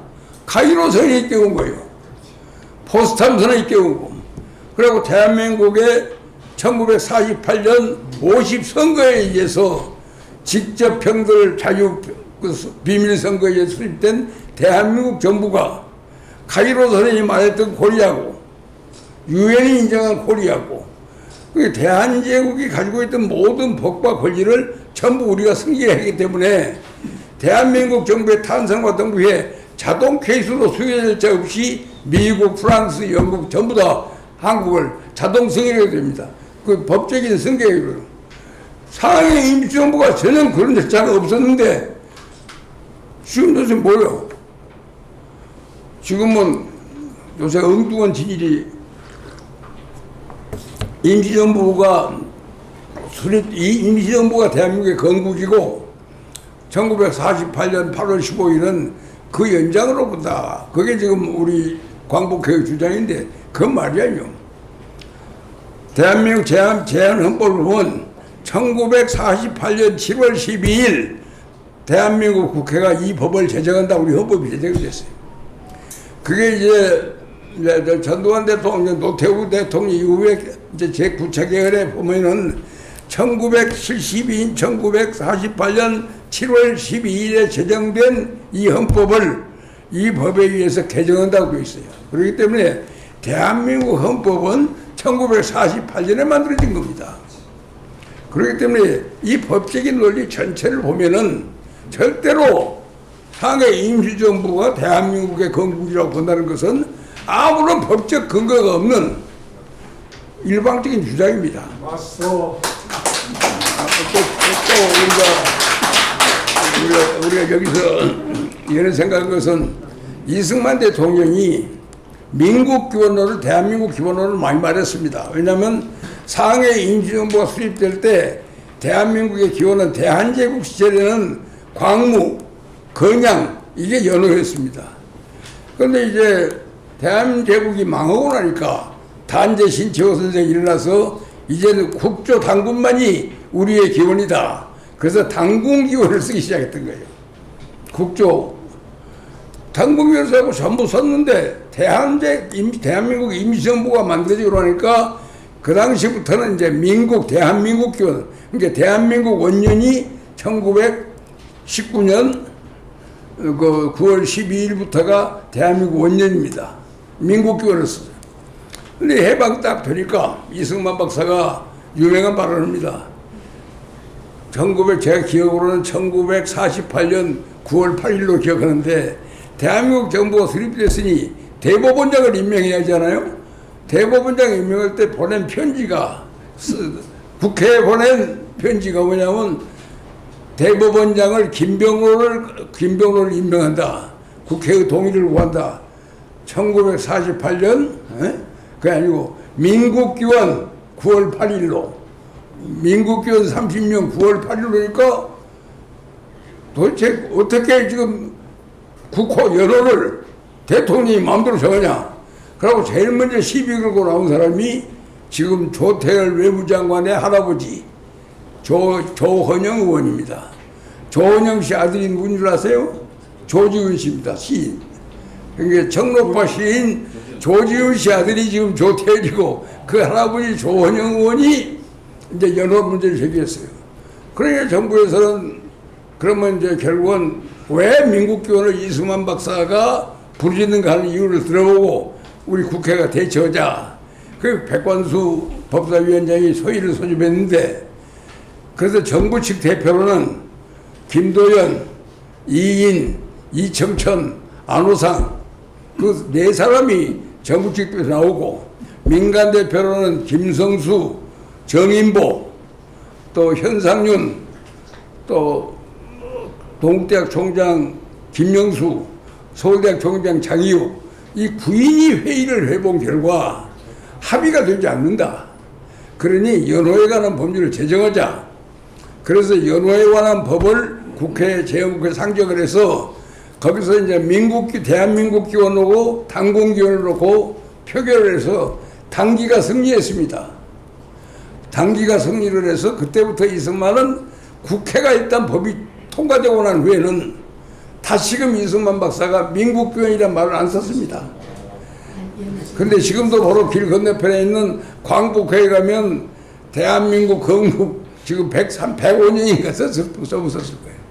그 광복회 회장만 부르짖는 연호가 하나 있어요. 그렇기 때문에 지금 현재 우리 사회가 지금 당면하고 있는 가장 큰 분열의 위기들이 뭐냐? 이제 너무나 방치할 필요가 없다고요.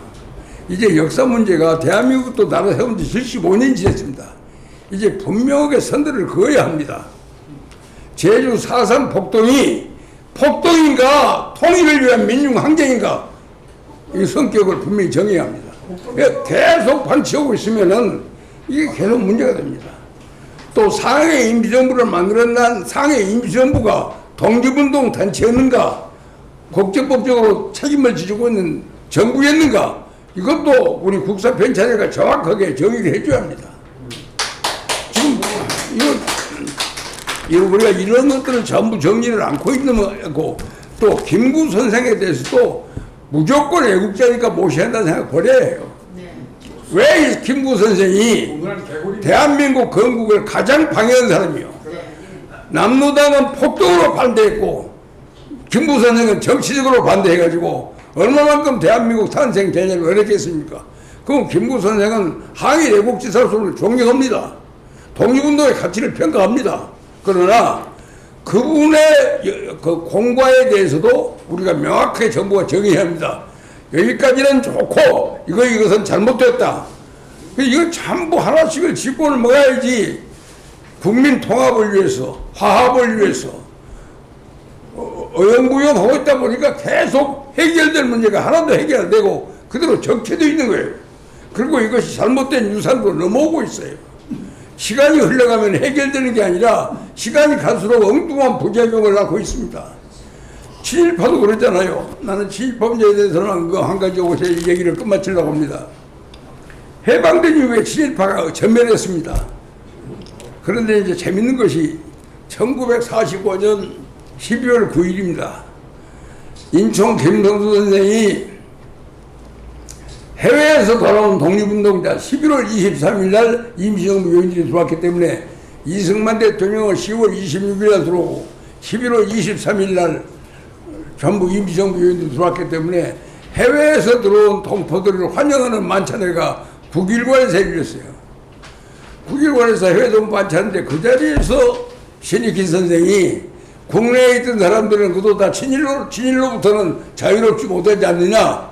우리가 해외에서 풍찬으로서 고생했다고는 해외 독립운동가들은 훨씬 띄우는 소리를 하니까 고아 송진우가 일어나서 어이 신익희공 당신 말 잘못했어. 우리 국내에서 얼마나 우리가 고생한 줄 아나. 그래갖고 둘이 이제 논쟁이 붙은 거예요. 그래 해외파가 국내파가 난리 나니까 안 됐더니 이승만 박사가 그 자리에서 부정언이 일어나. 이건 손세일이가 쓴 김구와 이승만과 김구책이 나온 겁니다. 분명히 일어나서 이승만 박사의 말이 재밌어요. 2천만이 친일하지 않고는 살 수 없는 나라를 만든 것은 조선 국왕이다. 조선 국왕이 져야 할 책임을 놓고 임금 잘못 만들어서 36년 동안 시민이 생각하는 것도 원통한데 왜 해방된 조국에서 이제 네가 친일이냐 아니냐 서로 따져서 모르냐. 우리 그걸 이제 넘어서서 이제 힘을 합쳐가지고 다시금 종의 멍에를 쓰지 할 수 있는 새국가 건설에 매진하자.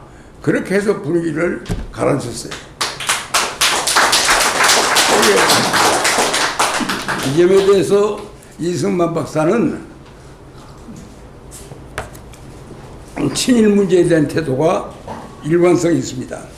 근데 그 당시 조선공산당과 한국독립당은 달라요. 한국독립당은 그 정강에서 친일파들은 엄벌하고 그 재산을 몰수한 자, 그게 한독당 강령 25조가 돼요. 조선공산당 이 박근혜 선거는 모든 친일 지주의 재산을 몰수하고 농민 모든 재산은 인민위에가 관리한다. 이걸 주장합니다. 가만히 생각해보세요. 해방되게 그때 한민당이라는 게 전부 우리나라 지주들이 많은데 오정보 이상, 오단보 이상의 농지를 가진 사람이 우리나라 전체에서 50만을 넘지 못했어요. 그때 단일로 3,247정보를 가진 사람이 김동수요. 대한민국에서 제일 많은 땅을 가진 사람. 그러니까 그 사람들 농지계획이 얼마나 심각해요. 3정보 이상은 전부 국가가 매입하게 됐으니 3,274정보 가진 사람이 3정보 남겨놓고 나머지 전부 다 국가 수매를 해버린다고 집가진권 만들고 번내가 말이 굉장히 어려운 거예요. 그러니까 브라질에서, 칠레에서, 필리핀에서 농지계획 다 실패해버렸어. 지주들 반대 때문에. 근데 한국에서만 그게 성공했어요. 왜? 우리 유진호 선생께서 인천 선생한테 그 조항을 갖고 와서 고민을 해요. 지금 현재 토지 농지계획을 안 하면은 대한민국은 공산당 밥이 됩니다. 공산당 받기 위해서는 그간 고생 많이 했던 농민들한테 소장들한테 농지계획을 해야 합니다. 그러게 그 양반이 굉장히 침통한 표정을 짓고 있다가 공산당으로부터 나라를 지키려면 어쩔 수 없지. 내가 우리 동지들을 선택하겠네. 그렇게 해서 대한민국 헌법 84조, 제한헌 84조에 농지는 농지는 농민에게 분배한다고 하는 그 헌법 조항이 만들어진 겁니다. 그래서 우리나라의 개헌 그 농지개혁이라는 엄청난 역사를 이승만 박사가 딱 받아보더니 이것을 인촌이 동의했다면 되는 거야. 그럼 조봉암 씨는 겉에만 나와있지 그 양반 농지개혁에 직접 깊이 기여를 못했어요. 왜냐하면 금방 나중에 해임되어 버린 바람에 정인보 선생이 그 양반 조봉암 양반 사택을 관사를 인지면서 공비를 썼다고 신문에 몇 줄 나니까 화가 나서 조봉암 씨가 빨리 사표를 내버린 바람에 그 크게 기여는 못했습니다. 지금 뭐 조봉암 씨가 이제 주도를 했지만은 실질적인 기여는 전부 이승만 박사가 한 거예요. 그러니까 예를 들면 4월 15일까지 농지개혁이 끝났잖아요. 2달 후에 6.25 사변 됩니다. 그런데 그때 한민당은 가능한 한 그때 지주들이 전부 땅을 내놓았습니다. 팝니다. 직가증권으로 받은 거면 현찰로 받기 위해서 전 바로 그러니까 하루라도 연기를 해줘야만이 땅을 많이 팔 수 있으니까. 그런데 이승만 박사가 그렇게 하다가는 언제 될지 모른다 그래가지고 농림부 장관 불러서 너 저 앞으로 나올 시행령 알지? 그러니까 압니다. 시행령이 발표됐다고 전제해서 농지개혁 당연해버리라. 그러고 시행령 없는 농지개혁 이승만 대통령 지시로 끝냈는데 4월 25일이 다 끝났어요. 왜냐하면 토지 열람만 하면 이제 조치가 끝나는 거니까. 내 땅에 어떤 것이다는 열람만 받으면 끝나는 거예요. 그래서 농지개혁 끝내놨더니 2달 후에 6.25 사변이 됐으니 농지개혁도 정말 아슬아슬하게 된 거 아니에요. 그런데 더 재밌는 것은 윤진호 씨가 만든 헌법 초안을 이승만 박사가 보더니 8.15 이전에 친일의 현자를 처벌하는 반민족 행위 처벌에 관한 법을 만들면 헌법 규정이 시작하거든요. 헌법 101조에 8.15 이전에 악질적인 문제들은 처벌한다는 조항이 오니까 8.15 이전에 반민족 행위 현자를 처벌한다 하니까 이승만 박사가 한 줄을 집어넣습니다. 괄호하고 악질적인 반민족 행위자를 처벌한다. 그 악질적이란 말이 굉장히 재밌는 거예요. 그 악질적이라는 단어 때문에 그때 620명이 기소됐는데 육당 천암선이도 친일파로 기소됐어. 그 사람이 친일을 했지만 악질적인 건 아니잖아요. 이광수가 친일을 했지만 악질적인 건 아니잖아요. 악질적이 아니었기 때문에 대개다 방면됩니다. 그러니까 지금 제일 재밌는 사건이 이제 그거 아닙니까? 저 화신백화점 박응식 씨. 그게 반민특위 1호입니다. 반민특위 1호로 들어갔는데 너가 어떻게 돈을 벌어서 반민족 행위를 일본 천안표에게 일본에게 군비 자금을 댔냐 그랬더니 내가 평양북도 용강에서 태어났다. 태어나고 서울 와가지고 내가 명함 찍는 걸 명함팔이를 했다. 그 명함팔이 장사가 잘 뛰어가지고 인쇄소 만들고 그게 커져가고 지금 화신백화점이 화신사람이 됐는데 근데 내가 돈을 벌었는데 그때 바로 유명한 안창호 선생이 체포돼가지고 감옥에서 사경을 헤맬 때요. 병보석을 안 하면 돌아가시는 겁니다. 그러니까 일본 그 총독한테 거금을 헌금을 합니다. 그 우리 박응식 씨가 그렇게 해서 보석으로 안창호에서 협박시켰어요. 반민특위 검사가 조사를 해보니 이 사람을 처벌을 해야 하냐 마냐 굉장히 고민하다가 기소할 때는 기소 의견 공민권 2년 정지로 이제 기소를 했어요. 판사가 있더니 무죄. 신문에 크게 났던 반민특위 1호가 무죄 선고받았어요.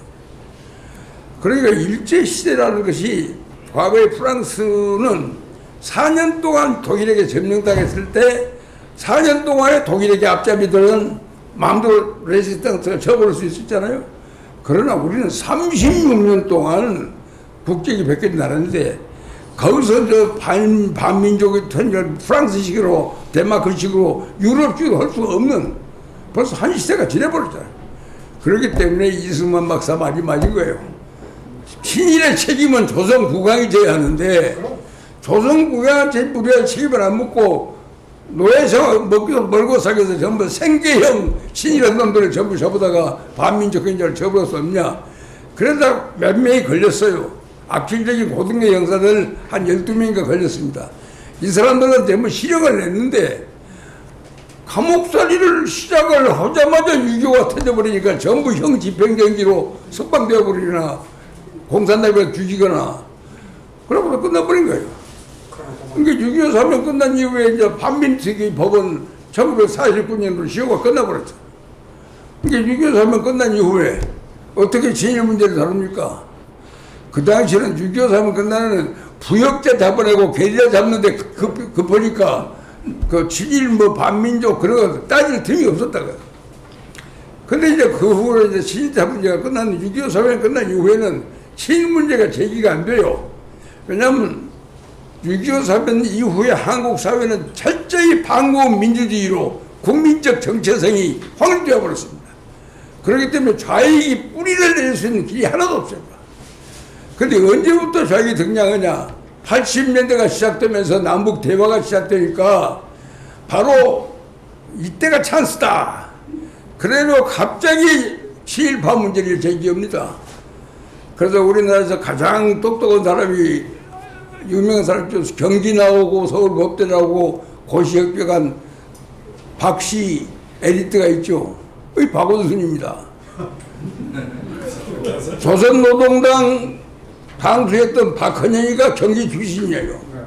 근데 박헌영이는 실패했지만은 나는 실패하지 않는 혁명가가 되겠다 해서 그 양반이 제일 먼저 만든 회사가 연구소가 역사문제연구소입니다. 역사문제연구소를 누가 하체했냐?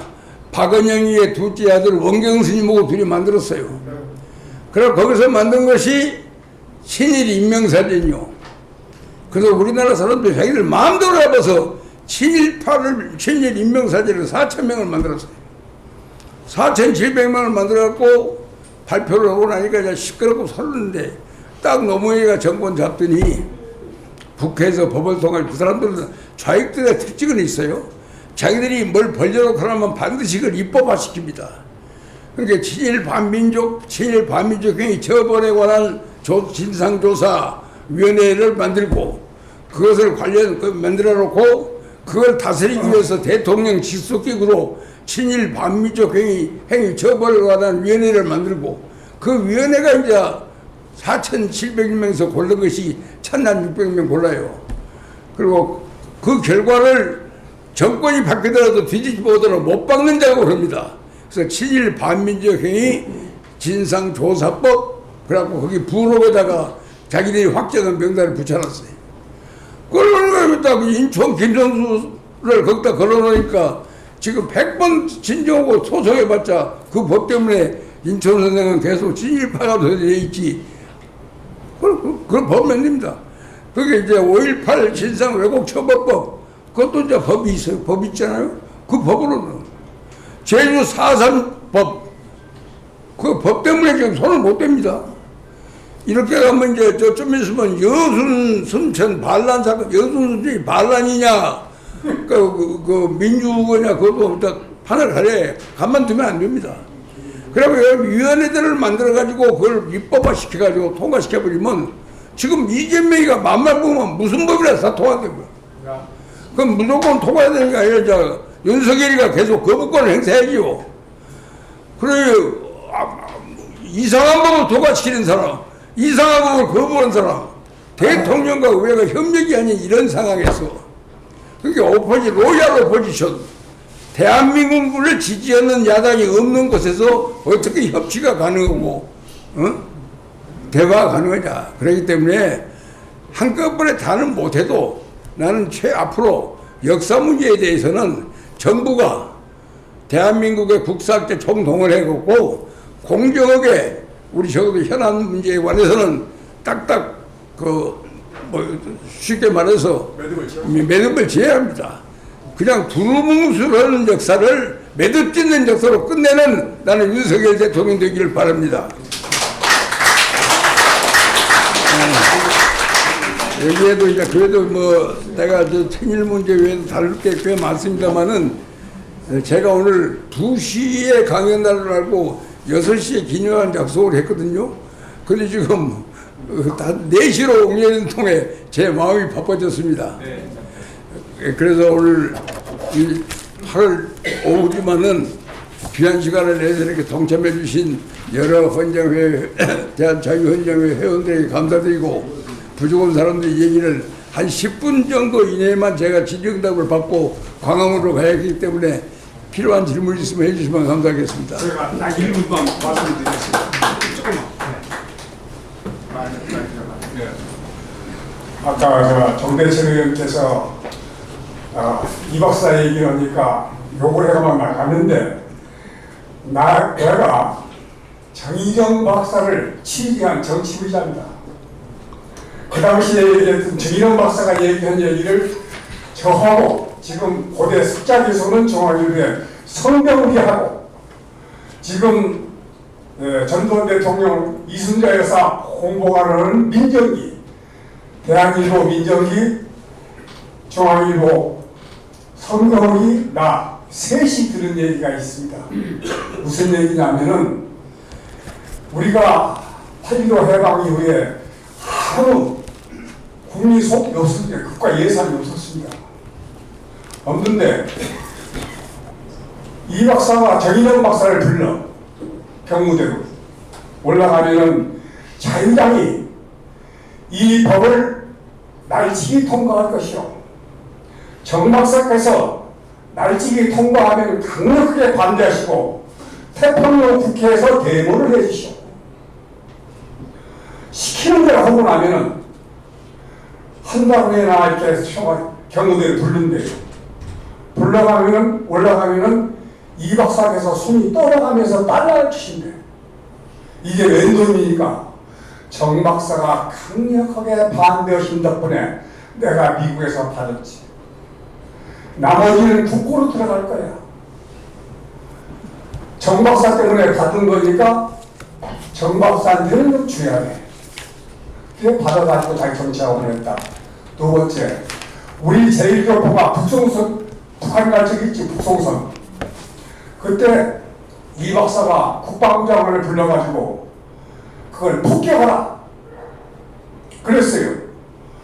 꽤 신국방 장관이 들어와서 상군 쪽을 해서 폭격하라고 그러니까 이 박사가 나이가 많이 들어가지고 노망을 했다. 왜? 그 배가 소련 한다. 소련에 만약 폭격하면 3차전이 일어난다. 이 박사가 노망해서 한 얘기다. 그러니까 신국방이 들어오니 그렇거든. 청와대에 올라갔어요. 이렇게 올라갔어요. 그러니까 왜 폭격을 하며 올라왔어? 카카, 내가 알아. 그게 소련 함이라는 것도 알고 소련 함대라는 걸 알고 사랑하는 제1교포를 내가 알아. 시키면 시키는데 야! 노만이 안 될걸요? 이러니까 미군 고문단이 일어서가지고 하루 종일 회의하다가 북송선이 원산에 도착을 했어요. 대통령의 거시기를 위반했으니까 할 수 없잖아요. 사표를 가지고 올라갔어요. 그래서 저녁에 올라가니까 이 박사가 항시 갖고 오진 상에다가 3가지 반찬에서 식사를 했대요. 된장찌개, 김치 이런 걸 식사를 했대요. 상을 탁 치니까 상이 다 엎어졌죠. 이 사람아, 자네들이 상군을 출동시키면 미국에서 내가 나한테 전화가 걸려오도록 돼 있어. 사랑하는 애국 동포들이 아우지 탄광을 하는데 대가를 받아야 할 거 아니야. 대가를, 이 답답한 인간들아. 그럼 손을 벌벌 떨면서 내가 왜 이렇게 손을 떨어지려 하는가. 일본 애들이 나를 고문할 적에 이 손톱 사이드에서 대침이라고요. 대껍질 있죠. 그걸로 고문을 했답니다. 온 손을 내가 고문을 당해가지고 이렇게 진도 떠는 거야. 제1공포들이 북한에 가면 나오지 당내에서 이런 고문을 당해 이 사람들아. 답답한 거야. 대가를 발휘할 거 아니야. 대가를. 돈을 받으려고 미국에서 원주를 받으려고 한 거야. 정 박사가 나온 어디들한테 한 얘기는 외계에 관한 세수 4수가 아니고요. 몇백 수를 압박다. 그래서 우리 셋이 그때 당시에 공군, 육군, 해군 참모총장을 찾아갔어요. 그때 공군총장까지 헌신한 말이 뭐라고 줄 아세요? 우리 기자들 앞에서 자기들 창피하잖아요. 울어가면서 기자 앞에서 울어요. 총리까지 한 사람. 이 박사가 봉황에 있었다면 저희 참새도 못했습니다. 그의 교수는 하늘을 찌릅니다. 그러더라고요. 그것이 이제 전부입니다. 역사의 증인이니까 정치기자는 하나 말씀드렸습니다. 어느 파트에 네, 고맙습니다. 예, 우리 이영일 의원님 자주 모시기 어려우신 분인데 혹시 꼭 질문을 원하시는 분 있으시면 짧게 좀 시간이 훌륭한 강사입니다.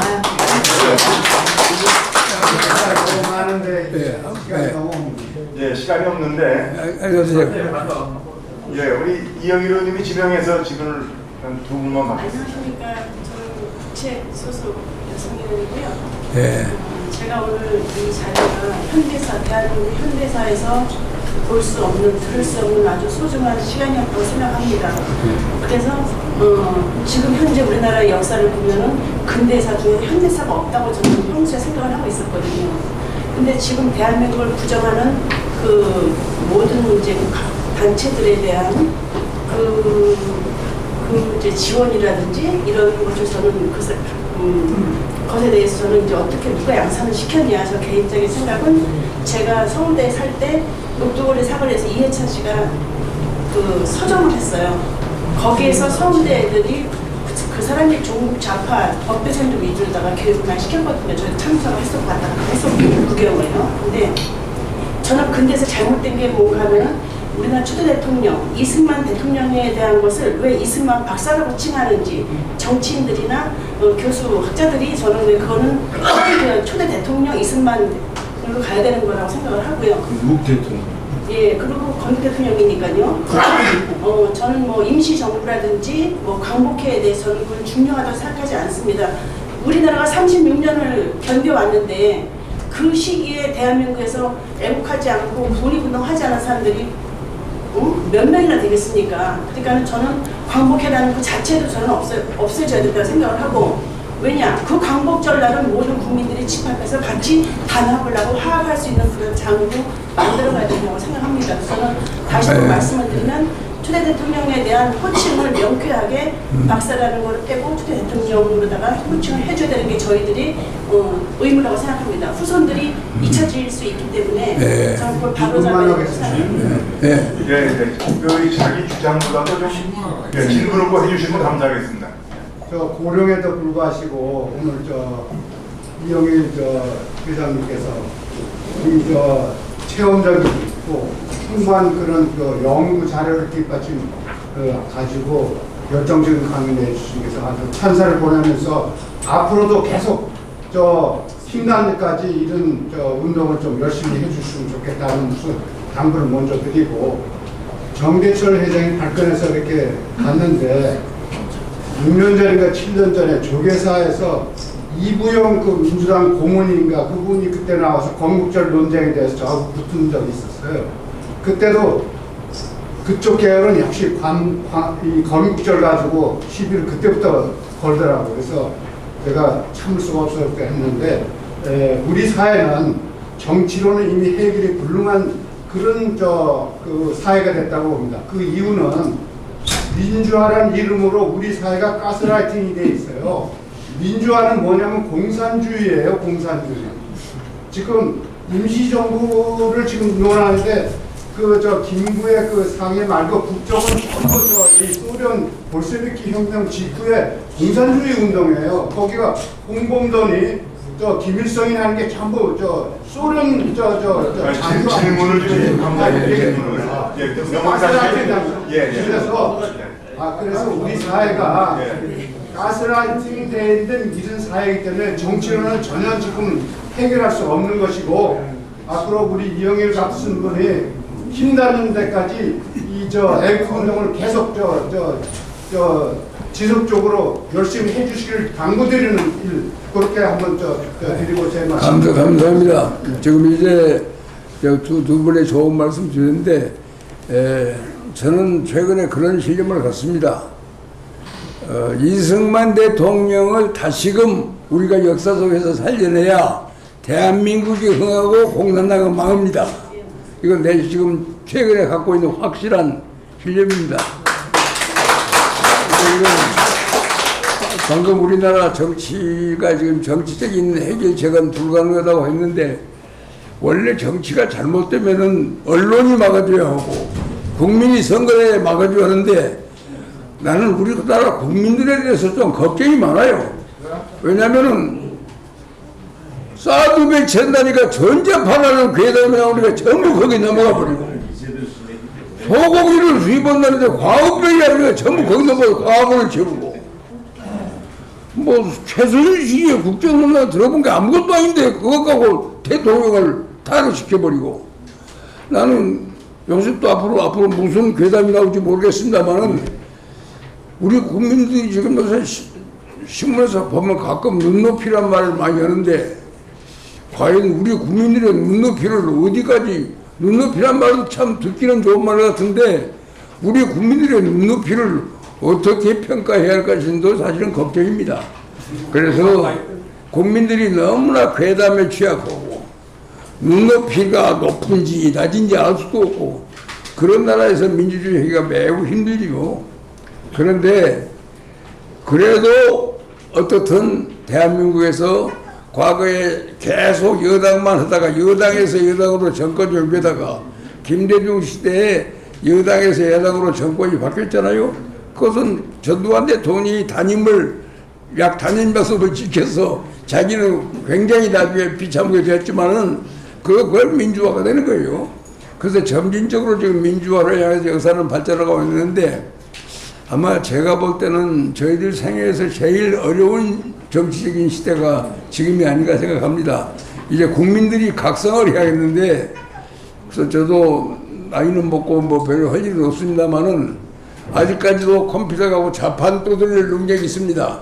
그리고 마이크 잡으면 지금도 떠들 수 있습니다. 이걸 무기로 해서 우리나라 정치를 바로 잡는데 될 것만큼이라도 기여하고 싶습니다. 감사합니다.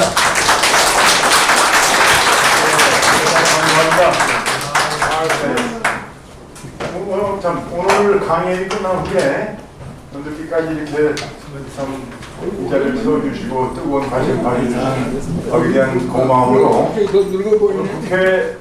국회 도서관이 여기 가깝습니다. 여기 걸어가시면 한 100여 미터 되는 거리 있는데, 국회 도서관 지하에